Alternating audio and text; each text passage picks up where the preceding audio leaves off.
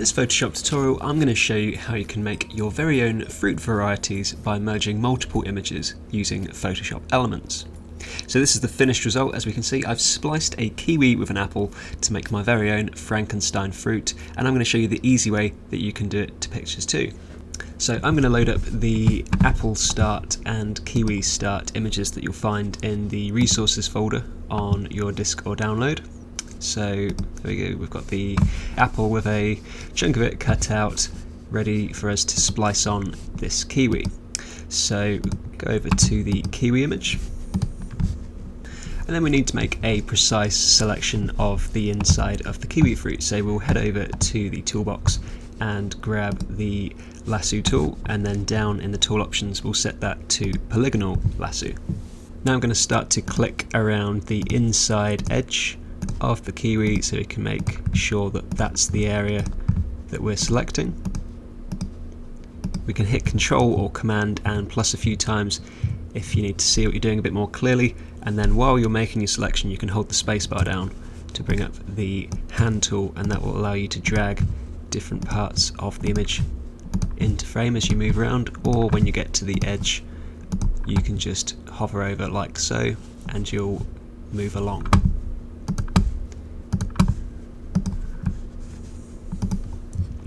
So I'm going to zoom out, and I'm actually only going to select a semicircle because it's splicing on to the apple shape, which isn't a complete circle. So we can either join up with the beginning of the selection, or we can just double click to complete the selection, and we can see the marching ants around the area that we've just selected. So I hit Control or Command and C, that's Control on a PC, Command on a Mac, and C to copy that, and then we'll head over to the apple image and we'll hit Control or Command and V to paste it in.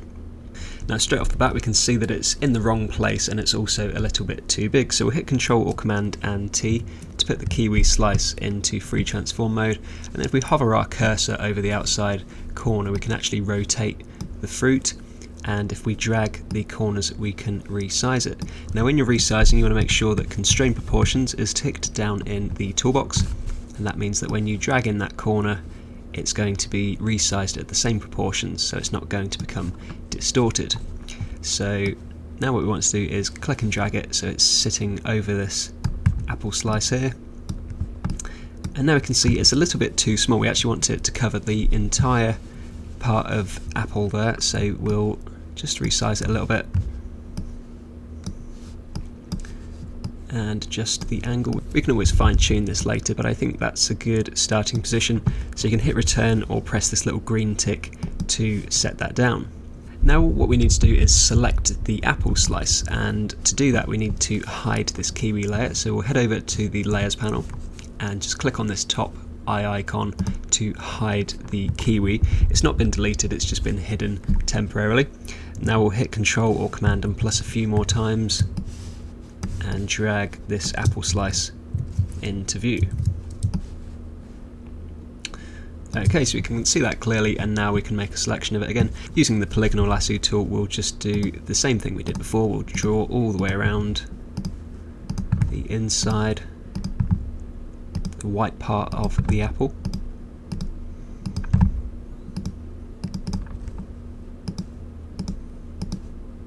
Just keep clicking around and take your time to make sure you get a really accurate selection.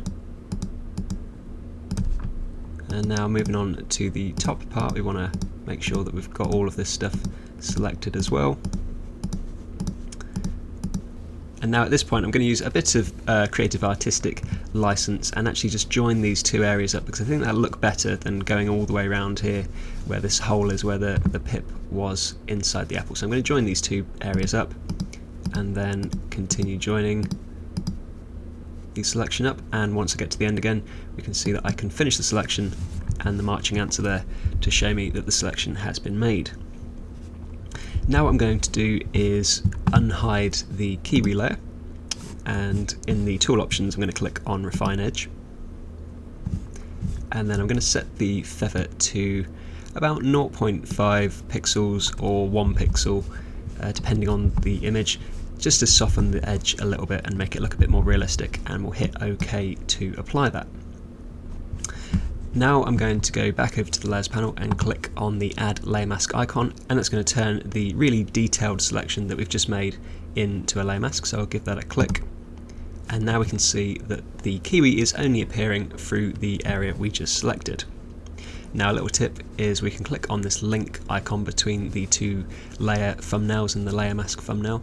You can click that and then click on the image layer thumbnail and put that into free transform mode again, and now we can move it around and it will still only appear within that selected area that has become the layer mask.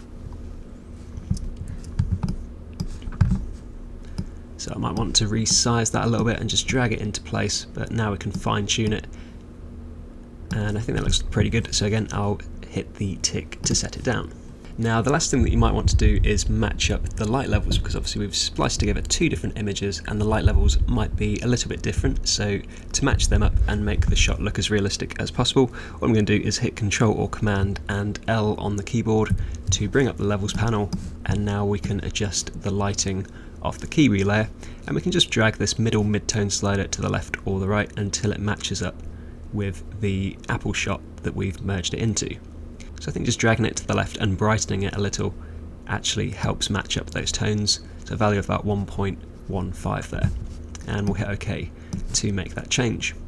All that's left is to do the exact same thing with the other part of the apple, and once you've done that, you're going to end up with a shot that looks more like this.